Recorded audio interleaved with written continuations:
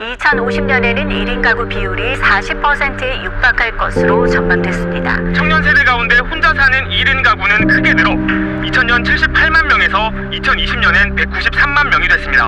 In a sad way, Korea seems to have kept the worst parts of Confucianism, the shame and judgment, while also discarding the best part, the closeness with family and community. これが最後になるから思い出してくれ。雪山の訓練の時にした約束を。お前の生き方に口出しする権利は私にはない。だからこれはただの私の願望なんだがな。お前胸張って生きろよ。クズにクズな真似をされたからって同じ真似で返したら同じクズだ。ここでレギオンと戦って死ぬか諦めて死ぬしか道がねえなら死ぬ時まで戦い切って生き抜いてやる。死刑台に登るのは決まってても登り方は選べるだろってそういう話だ。俺たちは選んで決めた。あとはその通り生き延びるだけだ。 1인 가구가 갈수록 증가하고 있습니다. 가부장적이어야만 했던 사회를 벗어나 다양한 삶의 형태가 나타나고 있다는 점에서는 꽤 긍정적인 현상 같아 보입니다. 하지만 반대로 한 해외 유튜버가 지적했듯 한국만의 기이한 유교 문화는 타인을 평가한다 라는 단점만을 흡수하여 모두가 모두를 평가하는 기이한 형태로서의 사회를 만들어냈습니다. 그리고 우리는 서로가 서로를 비난하는 이 차가운 현실 속에서 마치 내가 이 사회에 소속되지 못하는 한 명의 이방인 같다는 생각이 들기도 합니다. 어디에도 소속되지 못하는 덜 떨어진 사람, 남들과 같이 평범하지 못한 인생을 살아가는 이상한 사람, 그리고 여기 이 같은 감정과 관련하여 꽤 심오한 이야기를 하고 있는 한 소설이 있습니다. 바로 알베르 카뮈의 이방인 이라는 소설입니다. 노벨 문학상을 수상했으며 인간의 삶에 주어진 근본적인 부조리함 그리고 이를 바라보는 한 개인의 시각을 섬세하게 사유한 작품입니다. 그리고 이에 더해 부조리한 삶을 자신만의 방법으로 개척해 나가는 애니메이션의 인물들이 있습니다. 진격의 거인의 유미르, 86의 스피어헤드 대원들입니다. 저는 이방인이라는 소설의 메시지와 더불어 부조리한 인생을 대하는 애니메이션의 인물들을 통해 우리가 처해 있는 이 차가운 현실 속에서 부조리한 인생을 어떻게 걸어나가야 할지 나름의 소신을 담아 리뷰해보고자 합니다. 오늘 엄마가 죽었다. 아니 어쩌면 어제 모르겠다. 최근 메르소는 어머니의 부고 소식을 접했습니다. 아프신 어머니를 요양원에 보내드린 지 얼마간의 시간이 지난지 모르겠습니다. 물론 어머니와 집에서 같이 살던 적도 있었지만 메르소는 이 편이 낫다고 생각했습니다. 그는 어머니와 말이 잘 통하지 않았고 어머니에게는 친구가 필요했으니까요. 그렇게 간 장례식장, 같은 요양원에 계시던 수많은 어머니의 친구들 그리고 관리소장님이 같이 밤을 보내주셨습니다. 그리고 그들은 메르소를 둘러싼 채 한마디의 말도 없이 진심으로 어머니를 위해 울어주었습니다. 그리고 이내 메르소는 이들에게 둘러싸인 자신을 보며 좀 더 구체적으로는 이들보다 엄마의 죽음을 슬퍼하지 않는 자신을 보며 문득 섬찟한 느낌을 받습니다. 난 이 사람들에게 심판받고 있다. 메르소에게는 레옹이라는 한 친구가 있습니다. 그리고 메르소는 레옹을 도와주던 중 우발적으로 살인을 저지르고 맙니다. 한 아랍인을 권총으로 쏴버린 것이었습니다. 처음에 한 발은 태양이 눈부셔서 그냥 짜증이 나서 쐈습니다. 하지만 나머지 4발을 쏜 이유는 자신도 모르겠습니다. 결국 메르소는 아랍인을 죽인 살인죄로 법정에 섭니다. 그런데 뭔가 돌아가는 분위기가 이상합니다. 아, 이건 장례식장 그날 밤 엄마의 친구들에게서 느꼈던 것과 같은 감정인 것 같습니다. 그리고 이윽고 검사는 묻습니다. 왜 어머니의 시신 앞에서 여유롭게 커피를 마셨죠? 왜 어머니가 죽은 다음날 여자와 해수욕을 했죠? 왜 어머니가 죽은 다음날 희극 영화를 봤죠? 그리고 이내 검사는 배심원들을 향해 소리치기 시작합니다. 배심원 여러분, 이 사람은 어머니가 돌아가신 바로 다음날 해수욕을 했고 부적절한 관계를 맺기 시작했고 희극 영화를 보러 가서 시시덕거렸습니다.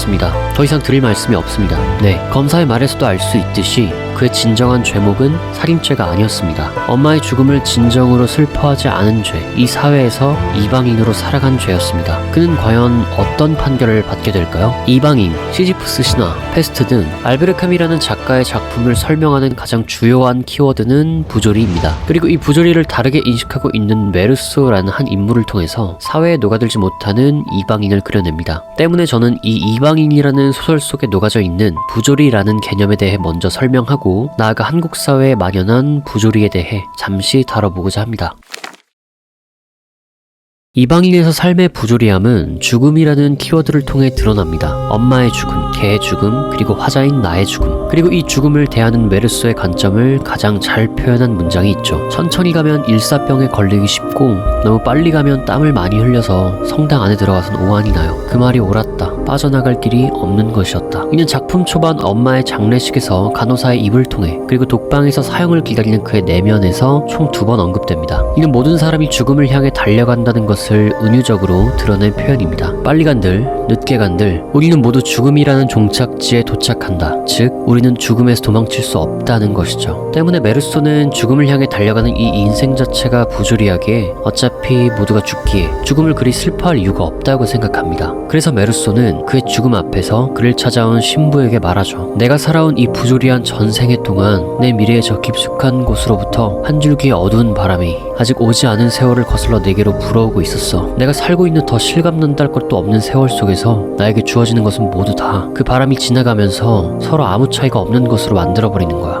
다른 사람들의 죽음, 어머니의 사랑, 그런 것이 내게 무슨 중요성이 있다는 거야? 그리고 이 같은 주인공의 생각은 엄마의 죽음에도 그다지 슬퍼하지 않는 형태로서 사람들에게 발현됩니다. 또한 이 때문에 살해 혐의로 기소된 재판에서도 그는 살인죄가 아닌 엄마의 죽음을 슬퍼하지 않은 인간으로서 심판받게 됩니다. 이러한 점에 있어 메르소는 사회 대다수에게 이해할 수 없는 한 명의 이방인입니다. 그리고 어쩌면 엄마의 죽음을 그다지 슬퍼하지 않았던 그 장례식에서 엄마를 위해 울어주고 있는 친구들을 보며 그가 느꼈던 위화감의 순간부터 이 죽음은 예견된 것일지도 모릅니다. 하지만 저는 사실 메르소가 가졌던 의문 자체가 틀렸다고는 생각하지 않습니다. 우리 모두는 죽기 위해 살아가는 어찌 보면 모순되며 부조리한 인생이기도 하니까요. 여기 알코올 중독자인 아버지와 식당 일을 전전하는 엄마 밑에서 태어난 한 아이가 있습니다. 그리고 여기 대학 교수 아버지와 의사 엄마 밑에서 태어난 한 아이가 있습니다. 이 2명의 아이는 어떠한 연유로 각 가정에서 태어난 것일까요? 아니 애초에 이 아이들에게는 자신이 태어나는 것에 대한 선택권이 있었나요? 이 아이들의 인생은 순전히 운으로 시작됩니다. 네, 부조리합니다. 그리고 이러한 부조리에 의해 그들의 인생은 시작됩니다. 한 남자가 음주운전으로 교통사고를 냈습니다. 이번이 3번째입니다. 그리고 피해자는 손녀딸의 등록금을 벌기 위해 폐지를 주우신 할머니였습니다. 놀라운 건 앞서 2번의 사고에서도 인명피해가 있었다는 것입니다. 하지만 그는 아직도 감옥에 들어가지 않았죠. 왜일까요? 아버지가 전직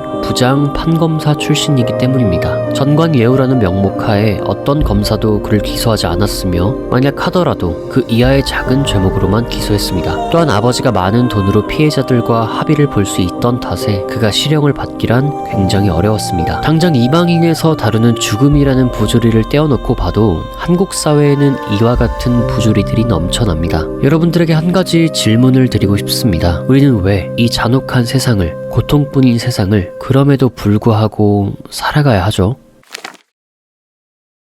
시지프가 끊임없이 바위를 굴려 올리는 것이 그에게 있어 행복한 행위일 것이라고 우리는 믿어야 한다. 시지프는 신에게 형벌을 받아 영원히 떨어지는 돌을 올리며 살아갑니다. 그리고 이 행위에는 아무런 의미가 없습니다. 아무리 그가 산 위로 돌을 굴려 올린다 한들 그 행위는 그를 구원하지 못합니다. 그럼에도 시지프는 매일 바위를 밉니다. 여기 새로운 삶을 시작하는 한 소녀가 있습니다. 부조리한 인생이었습니다. 자신의 선택으로 살아가지 못했습니다. 타인들의 기대를 맞추기 위해 그들에게 보답하기 위해 살아갔습니다. 하지만 그녀는 어떠한 기적적인 이유로 2번째의 인생을 맞이했습니다. 물론 빠른 시일 내에 죽는다는 사실, 부조리한 인생이라는 사실은 변함없습니다. 하지만 상관없습니다. 다시 한번 주어진 인생에서 그녀는 자신이 원하는 대로 살아갈 것입니다. 한 나라의 이방인으로서 천대받는 인생입니다. 죽음뿐인 이 전장에서 살아남을 수 있는 길은 없습니다. 그리고 그 마지막에 이윽고 다다랐습니다. 그럼에도 그들은 두려워하지 않고 나아갑니다. 죽음을 맞이하는 방법은 스스로 선택하고 싶기 때문입니다.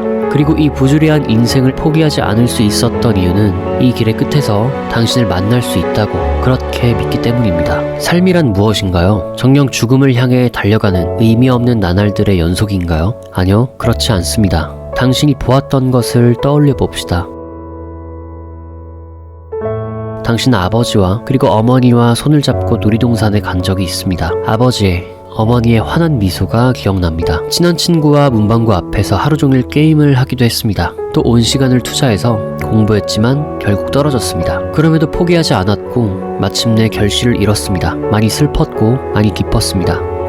사랑하는 사람도 만났습니다. 그녀와 처음 손을 잡았던 날이 떠오릅니다. 심장이 터질 것만 같았습니다. 하지만 당신은 이내 수화기를 듭니다. 그녀는 더 이상 당신을 기다리기가 힘들다고 합니다. 암흑 같던 날의 연속입니다. 그럼에도 인생은 멈추지 않습니다. 당신은 오늘도 정장을 바르게 차려입습니다. 이윽고 한 회사에 들어가게 되었네요. 난생 처음 월급도 받아봤습니다. 부모님을 위한 멋진 선물을 준비했습니다. 또 새로운 사람도 만났습니다. 아니 어쩌면 더 좋은 사람인 것 같습니다. 그리고 여기 지금의 당신이 서 있습니다. 잠깐만 하나만 물어보겠습니다.